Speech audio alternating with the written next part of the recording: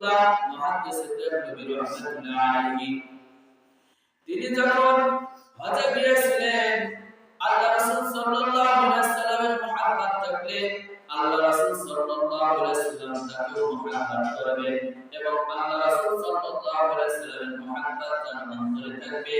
আল্লাহ রাসূল সাল্লাল্লাহু আলাইহি ওয়াসাল্লাম তাকে জান্নাতে যাবেন না। সুবহানাল্লাহ।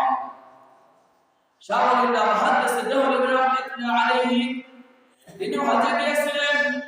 হজে যাওয়ার সময় জামানায় যারা হজ করতো কিছু সময় নিয়ে টাকা পয়সা নিয়ে তারা 6 মাস 7 মাস তারা হাঁটতে হজে যেত, আবার কেউ জাহাজে যেত।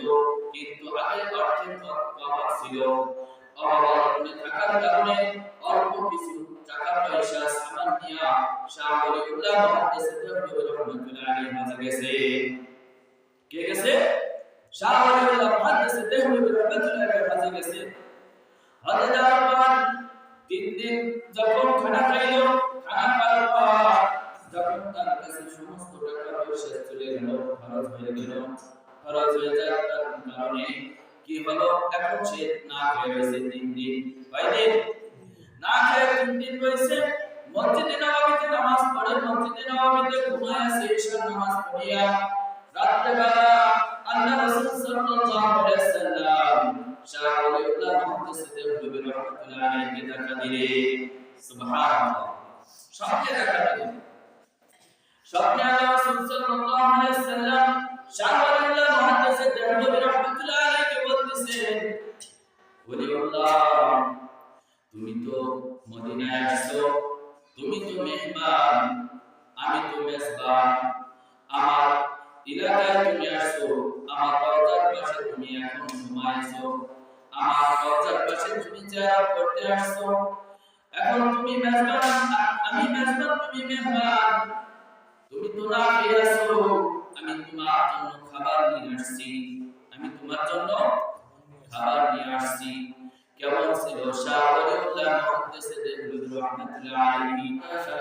আউযু বিল্লাহি মিনাশ শাইতানির রাজীম। বিসমিল্লাহির রাহমানির রাহিম। কুল ইন কুনতুম তুহিব্বুনাল্লাহ ফাত্তাবি'উনি ইউহিব্বুকুমুল্লাহ ويغفر لكم ذنوبكم والله غفور رحيم. وقال رسول الله صلى الله عليه وسلم فوالذي نفسي لا يؤمن أحدكم حتى أكون أحب إليه من والده وولده أو كما قال عليه الصلاة والسلام.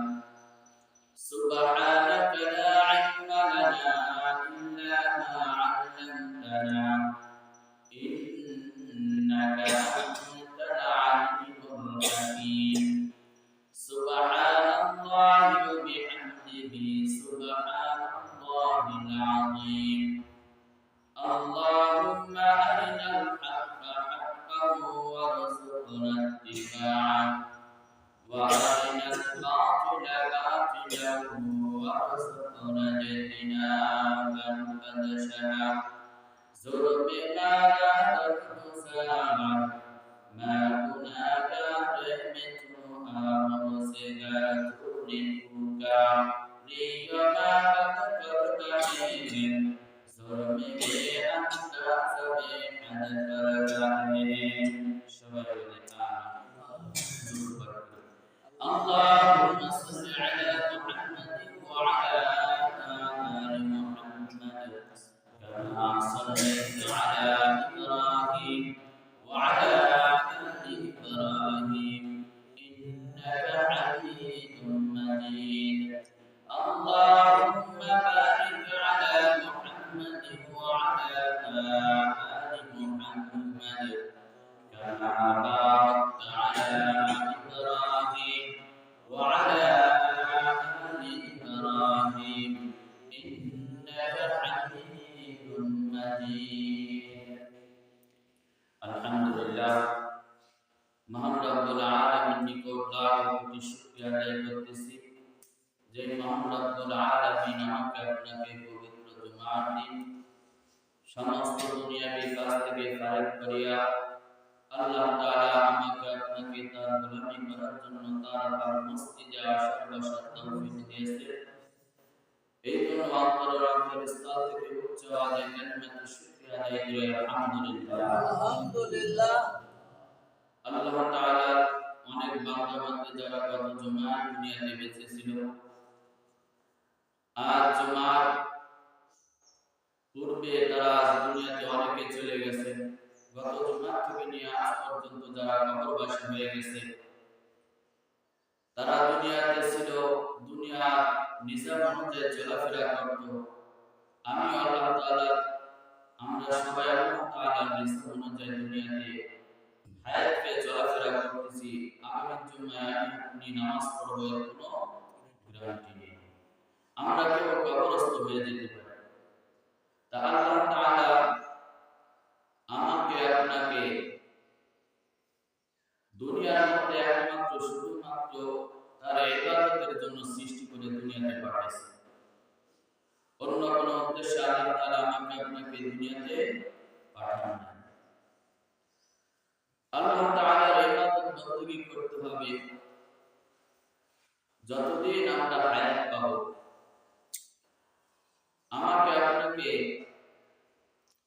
দুনিয়ার মধ্যে একমাত্র আল্লাহ তাআলাকে ভালোবাসতে হবে এবং আল্লাহ রাসূল সাল্লাল্লাহু আলাইহি ওয়াসাল্লামকে মহব্বত করতে হবে, ভালোবাসতে হবে। দুনিয়ার মধ্যে আল্লাহ তাআলা যতক্ষণ পর্যন্ত আমাকে আপনাকে মৃত্যু না দান করবেন, এই মৃত্যুর আগ পর্যন্ত আমাকে আপনাকে আল্লাহর গোলামি করতে হবে, আল্লাহর হুকুম রাসূল সাল্লাল্লাহু আলাইহি ওয়াসাল্লামের সুন্নাহ তরিকা অনুযায়ী।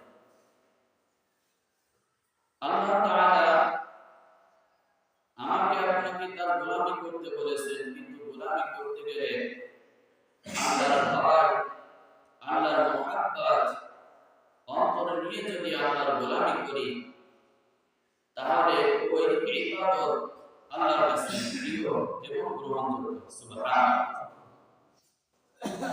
তাহলে আল্লাহ তাআলাকে ভয় করতে হলে, আল্লাহ তাআলাকে ভয় করতে হলে কাকে অনুসরণ করতে হবে? আল্লাহ রাসূল সাল্লাল্লাহু আলাইহি ওয়াসাল্লামকে। আল্লাহ তাআলার কালামে পাকে আল্লাহ তাআলা ইরশাদ করেন, কুল ইন কুনতুম তুহিব্বুনাল্লাহ, হে নবী আপনি বলেন, ইন কুনতুম তুহিব্বুনাল্লাহ, তোমরা যদি আমি আল্লাহ তাআলাকে ভালোবাসো, ফাত্তাবিউনি, আমি রাসূলকে অনুসরণ করো, অনুকরণ করো, আমার আদর্শকে তোমরা মানো, আমার সুন্নাত মোতাবেক আমল করো। ইউহিব্বুকুমুল্লাহ, যারা আল্লাহ তাআলাকে ভালোবাসে, এইভাবে যদি আল্লাহর হুকুম পালন করি, আল্লাহ তাআলা আমাদেরকে ভালোবাসবে, আল্লাহ তাআলা আমাদেরকে ভালোবাসবে। ইউহিব্বুকুমুল্লাহ ওয়া ইয়াগফির লাকুম যুনুবাকুম ওয়াল্লাহু গফুরুর রহিম। আর আল্লাহ তাআলা অত্যন্ত ক্ষমাশীল, আল্লাহ তাআলা আমাদেরকে ক্ষমা করবেন, আল্লাহ তাআলা আমাদেরকে আমাদের সমস্ত গুনাহ মাফ করবেন, ক্ষমা করবেন। আল্লাহ তাআলা গফুরুর রহিম, অত্যন্ত ক্ষমাশীল, দয়ালু। তাহলে এই আল্লাহ তাআলা মুহাব্বত, আল্লাহর ভালোবাসা পাইতে হলে কাকে ভালোবাসতে হবে? নবী সাল্লাল্লাহু আলাইহি ওয়াসাল্লাম। কাকে? আল্লাহ রাসূল সাল্লাল্লাহু আলাইহি ওয়াসাল্লাম কি বলেছে? ফাত্তাবিউনি, আমাকে অনুসরণ করো, আমাকে অনুসরণ করো, আমার সুন্নাহগুলোকে তোমরা অনুসরণ করো, আমার হাদিসগুলি তোমরা অনুসরণ করো। আমি যেভাবে দুনিয়াতে আল্লাহ তাআলাকে মুহাব্বত করেছি, ভালোবাসি, এইভাবে যদি তোমরা আমল করো, তোমরা আল্লাহ তাআলাকে যদি ভালোবাসো, তাহলে আল্লাহ তাআলা তোমাদেরকে ভালোবাসবে। সুবহানাল্লাহ। এবং আল্লাহ তাআলা তোমাদের সমস্ত গুনাহ মাফ করে দেবেন। আল্লাহ তাআলা অত্যন্ত দয়ালু, আল্লাহ তাআলা অত্যন্ত দয়ালু। তাই আল্লাহ রাসূল সাল্লাল্লাহু আলাইহি ওয়াসাল্লামকে সবচেয়ে কি করতে হবে? ভালোবাসতে হবে। যদি আল্লাহকে ভালোবাসতে হলে রাসূল সাল্লাল্লাহু আলাইহি ওয়াসাল্লামকে কি করতে হবে? ভালোবাসতে হবে। আল্লাহ রাসূল সাল্লাল্লাহু আলাইহি ওয়াসাল্লামের ভালোবাসা আমাদের শুধু মাথায় টুপি রাখলে হবে, সুন্নতি লিবাস পরলে কি হবে, নাকি কাজে কর্মে আমলে সাহাবাদের মতন করে দেখাইতে হবে? ঠিক কি না? সাহাবাদের মতন আমল করে আমাকে আপনাকে দেখাইতে হবে। আল্লাহ রাসূল সাল্লাল্লাহু আলাইহি ওয়াসাল্লামকে ভালোবাসার কারণে মাফ করিয়েছেন। একটা হলো আমলের জিন্দেগি করা, একটা হলো আমলের জিন্দেগি করা, আমল করে দেখানো। আরেকটা হলো তাকে দেখলে মনে হবে সে আল্লাহ রাসূল সাল্লাল্লাহু আলাইহি ওয়াসাল্লামের আদর্শের বাইরে কোনো কাজ করে না, সুন্নাতের খিলাফ করে না। আবার আল্লাহ রাসূল সাল্লাল্লাহু আলাইহি ওয়াসাল্লামের জন্য আল্লাহ তাআলা যদি কোনো সময় জান মাল চায়, আল্লাহ রাসূল সাল্লাল্লাহু আলাইহি ওয়াসাল্লামের জন্য জান মাল কুরবানি করে দিতে হবে। এটাই আল্লাহ রাসূল সাল্লাল্লাহু আলাইহি ওয়াসাল্লামকে অনুসরণ। তার কতটুকু সীমাবদ্ধ? আমাদের সীমাবদ্ধ শুধু আমাদের মাথার টুপির মাধ্যমে, নামাজের মাধ্যমে, কিন্তু অন্তরে আল্লাহ রাসূল সাল্লাল্লাহু আলাইহি ওয়াসাল্লামের মহব্বত নেই। তিনটা যেমন একটা আছে, তার মধ্যে দুটো আছে, আর যার মধ্যে তিনটা থাকবে সেই প্রকৃত আশিক রাসূল। সুবহানাল্লাহ। আল্লাহ রাসূল সাল্লাল্লাহু আলাইহি ওয়াসাল্লামকে ভালোবাসছিল যারা, এদের নসিব অনেক। আল্লাহ রাসূল সাল্লাল্লাহু আলাইহি ওয়াসাল্লাম বলেছেন, ফাওয়াল্লাযী নাফসি বিয়াদি, ওই সত্তার রাসূল, ওই সত্তার রাসূল অর্থাৎ যার হায়াত আল্লাহ তাআলা আছে, সে আল্লাহ তাআলা আল্লাহ রাসূল সাল্লাল্লাহু আলাইহি ওয়াসাল্লাম বলেছেন, ওই সত্তার রাসূল, ফাওয়াল্লাযী নাফসি বিয়াদি, ওই সত্তার রাসূল লা ইউমিনু আহাদুকুম, যার জীবনের থেকেও বেশি আল্লাহ রাসূল সাল্লাল্লাহু আলাইহি ওয়াসাল্লামকে মহব্বত করবে না, এবং তার আপন মা বাবা, তার আপন মা বাবা, ছেলে সন্তানের থেকেও বেশি যতক্ষণ পর্যন্ত আল্লাহ রাসূল সাল্লাল্লাহু আলাইহি ওয়াসাল্লামকে ভালোবাসতে না পারবে, ততক্ষণ পর্যন্ত সে খাঁটি ঈমানদার মুমিন হতে পারবে না। যতক্ষণ পর্যন্ত আল্লাহ রাসূল সাল্লাল্লাহু আলাইহি ওয়াসাল্লামকে মহব্বত কিভাবে করতে পারবো না, জীবনের থেকে আমি যতক্ষণ পর্যন্ত আমার জীবনের থেকে, আমার মা বাবার থেকে, আমার ছেলে সন্তানের থেকে এবং দুনিয়ার সব কিছু থেকে যতক্ষণ পর্যন্ত আল্লাহ রাসূল সাল্লাল্লাহু আলাইহি ওয়াসাল্লামকে মহব্বত না করতে পারবো, ততক্ষণ পর্যন্ত আমরা মুমিন হতে পারবো না। কি হতে পারবো না? মুমিন হতে পারবো না। আমার আপনার মহব্বত কতটুকু বাবা? আমরা শুধু জবান দিয়ে বলি আল্লাহ রাসূল সাল্লাল্লাহু আলাইহি ওয়াসাল্লামকে মহব্বত করব, তার সুন্নাহ মোতাবেক চলব, তার সিরাত সুরাত আমরা অনুসরণ করে আমল করব, আল্লাহ রাসূল সাল্লাল্লাহু আলাইহি ওয়াসাল্লামের রেখে যাওয়া দিন মোতাবেক আমল করব। কিন্তু দেখা যায় শুধু জবান দিয়ে শুধু স্বীকার করি, কিন্তু কাজের মাধ্যমে আমলে কোনটা পাওয়া যায় না। আশিকে রাসূলের এমন হালাত হয় যার মহব্বতে অন্তরটা নবী সাল্লাল্লাহু আলাইহি ওয়াসাল্লামের মহব্বতে সবসময় পাগল থাকে। অর্থাৎ আল্লাহ রাসূল সাল্লাল্লাহু আলাইহি ওয়াসাল্লামের মহব্বত যার মধ্যে আছে, আল্লাহর মহব্বত তার মধ্যে আছে। সুবহানাল্লাহ। আল্লাহর মহব্বত যার মধ্যে আছে, আল্লাহ রাসূল সাল্লাল্লাহু আলাইহি ওয়াসাল্লামের মহব্বত তার মধ্যে আছে। অর্থাৎ তুমি আল্লাহকে যদি ভালোবাসো, নবীকে ভালোবাসতে হবে, আর নবীকে যদি ভালোবাসো, তাহলে আল্লাহ তাআলাকে ভালোবাসতে হবে। আমরা কতটুকু ভালোবাসি নবী সাল্লাল্লাহু আলাইহি ওয়াসাল্লামের জন্য, কতটুকু আমরা নিজেদের জীবনকে উৎসর্গ করতে পারি, কতটুকু ভালোবাসার মহব্বত নিয়ে আমরা দুনিয়ায় চলাফেরা করি, আল্লাহ রাসূল সাল্লাল্লাহু আলাইহি ওয়াসাল্লামের আশিক রাসূল দুনিয়াতে অনেক পাওয়া যায়, এখনো অনেক পাওয়া যায়। আগের জামানায় সাহাবাদের থেকে নিয়ে আল্লাহ রাসূল সাল্লাল্লাহু আলাইহি ওয়াসাল্লামের অনেক উম্মতদের কাছে এমন দেখা গেছে আল্লাহ রাসূল সাল্লাল্লাহু আলাইহি ওয়াসাল্লামের মুহাব্বত থাকার কারণে শাহ ওলিউল্লাহ মুহাদ্দিস দেবনবী রাহমাতুল্লাহ আলাইহি তিনি যখন হজে গিয়েছিলেন আল্লাহ রাসূল সাল্লাল্লাহু আলাইহি ওয়াসাল্লামের মুহাব্বত থাকলে আল্লাহ রাসূল সাল্লাল্লাহু আলাইহি ওয়াসাল্লাম তাকে মুহাব্বত করবেন এবং আল্লাহ রাসূল সাল্লাল্লাহু আলাইহি ওয়াসাল্লামের মুহাব্বত তার অন্তরে থাকবে। আল্লাহ রাসূল সাল্লাল্লাহু আলাইহি ওয়াসাল্লাম তাকে জান্নাতে জান্নাতে যাবেন না, সুবহানাল্লাহ। শাহ ওলিউল্লাহ মুহাদ্দিস দেওবন্দি রাহমাতুল্লাহ আলাইহি তিনি হজে গিয়েছিলেন।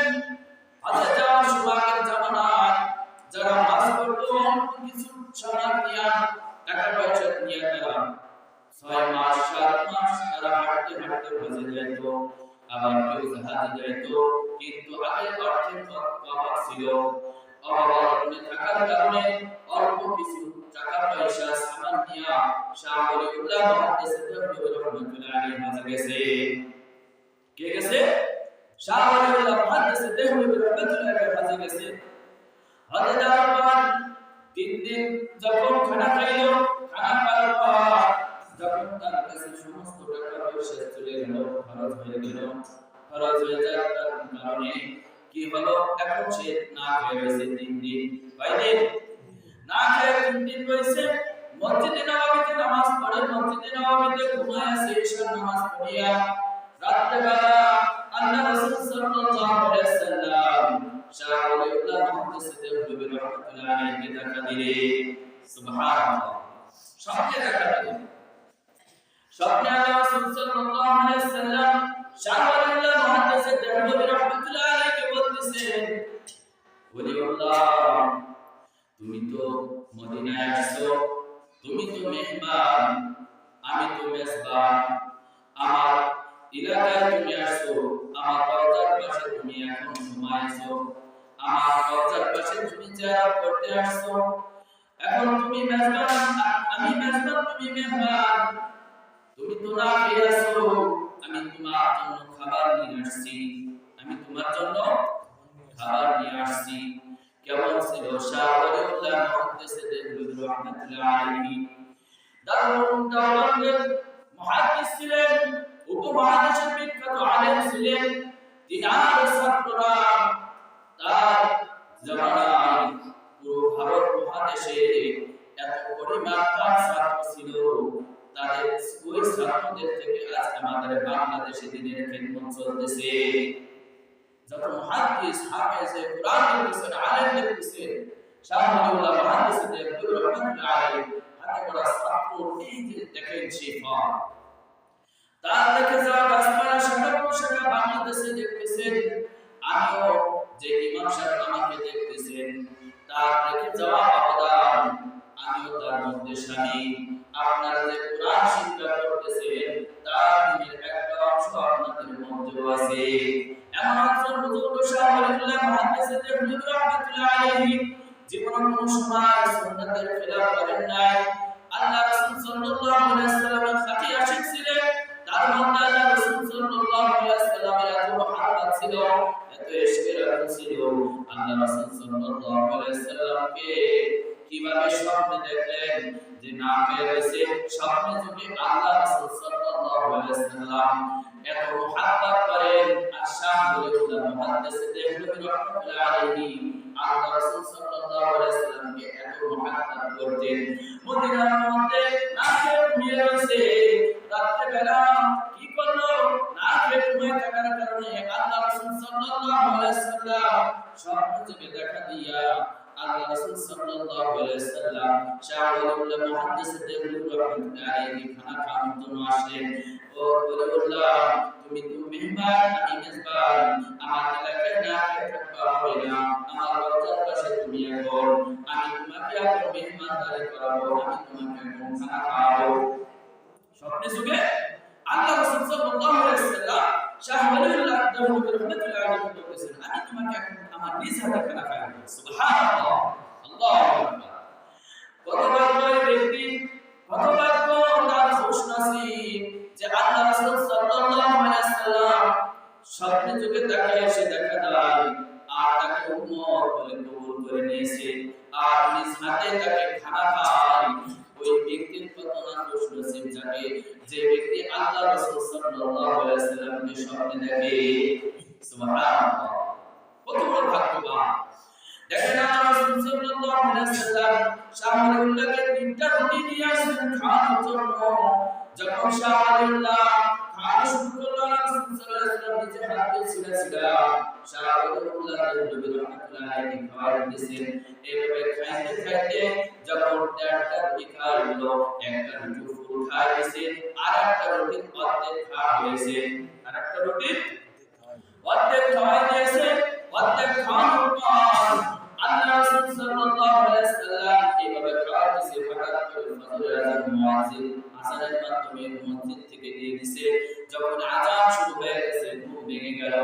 ঘুম ভেঙে যাওয়ার পর বাবা এমন অবস্থা আল্লাহ রাসূল সাল্লাল্লাহু আলাইহি ওয়াসাল্লাম তাকে যে খানা খাওয়াছে, ঘুমের থেকে জাগার পর খালি পেটে না খেয়ে 3 দিন ছিল, এখন দেখতেছে পেটটা ভরা। সুবহানাল্লাহ, এখন তিনি অনুভব করতেছে তার পেটটা কি ভরা, পেটের মধ্যে খাবার আছে। এইরকম অনুভব করতেছেন শাহওয়ালিউল্লাহ নবী রাহমাতুল্লাহ আলাইহি শুধু কতটুকু অনুভব করেন না, একটা রুটি যে একটা রুটি খাচ্ছিল বাকি আর একটা রুটি ছিল, দেখতেছে শাহওয়ালিউল্লাহ নবী রাহমাতুল্লাহ হাতের মধ্যে সেই একটা রুটি রয়েছে। সুবহানাল্লাহ, আল্লাহু আকবার। কেমন ছিল আশিকে রাসূল, খানা খাওয়াইছে আবার যে খানা ছিল অবশিষ্টতা আবার বুবাইকে দেখে হাতের মধ্যে সেই একটা রুটি। এমন ছিল আশিকে রাসূল। আমার আপনার মুহাব্বত কেমন?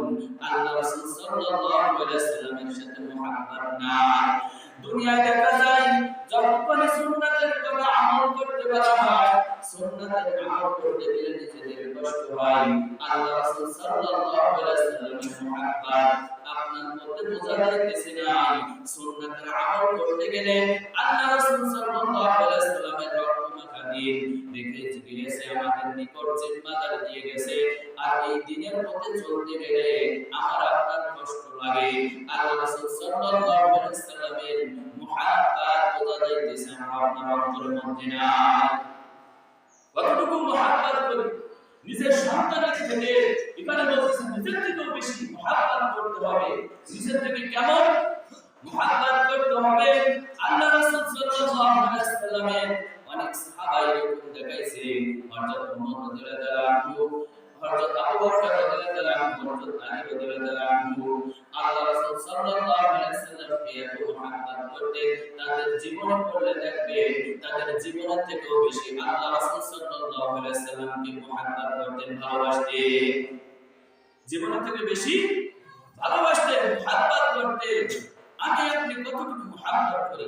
আমার আপনার মুহাব্বত তো নাই। আল্লাহ রাসূল সাল্লাল্লাহু আলাইহি ওয়াসাল্লামের প্রতি আমার আপনার কতটুকু দরদ আছে, কতটুকু দরদ আছে? আমরা পৃথিবীর মধ্যে তাকায় দেখি আল্লাহ রাসূল সাল্লাল্লাহু আলাইহি ওয়াসাল্লামের রেখে যাতেন মিটে যাচ্ছে। ইহুদি খ্রিস্টানরা তারা কি করতেছে? ষড়যন্ত্র করে, চক্রান্ত করে একের পর এক পৃথিবীর থেকে ইসলামকে মিটিয়ে দেওয়ার ষড়যন্ত্র করতেছে। অথচ আমরা মুসলমান তাদের হাতে পায়ে আমাদের ঈমানকে ধ্বংস করে দিচ্ছি। আল্লাহ রাসূল সাল্লাল্লাহু আলাইহি ওয়াসাল্লামের সুন্নাহ এতটা গুরুত্ব আমরা প্রত্যেকটা জামানা যারা অতিবাহিত করতেছে তারা দেখতেছে প্রতিটা সুন্নাহর মধ্যে আমাদের প্রত্যেকের জন্য কল্যাণ। সুবহানাল্লাহ, দুনিয়া অথবা আখিরাত উভয় জায়গা আল্লাহ রাসূল সাল্লাল্লাহু আলাইহি ওয়াসাল্লামের সুন্নাহ আমার আপনার জন্য কল্যাণ। সুবহানাল্লাহ, আমরা আল্লাহ রাসূল সাল্লাল্লাহু আলাইহি ওয়াসাল্লামকে মুহাব্বত করব তো ইনশাআল্লাহ। আল্লাহ রাসূল সাল্লাল্লাহু আলাইহি ওয়াসাল্লামকে কিভাবে মুহাব্বত করতে হবে, সাহাবারা কিভাবে মুহাব্বত করেছে, এটা আমার আপনার জানার দরকার আছে কিনা? জানার দরকার না? না জানলে কিভাবে মুহাব্বত করব? আমি আপনি যদি গাড়ি কিনি, গাড়ি যদি চালানো না শিখি, তাহলে কি ওই গাড়িতে উঠে কিনে কোনো লাভ আছে? আপনি চালাতে পারবেন না। আল্লাহ রাসূল সাল্লাল্লাহু আলাইহি ওয়াসাল্লামকে কিভাবে মুহাব্বত করতে হবে ইনশাআল্লাহ আল্লাহ তাআলা যদি আমাকে হায়াত দান করেন।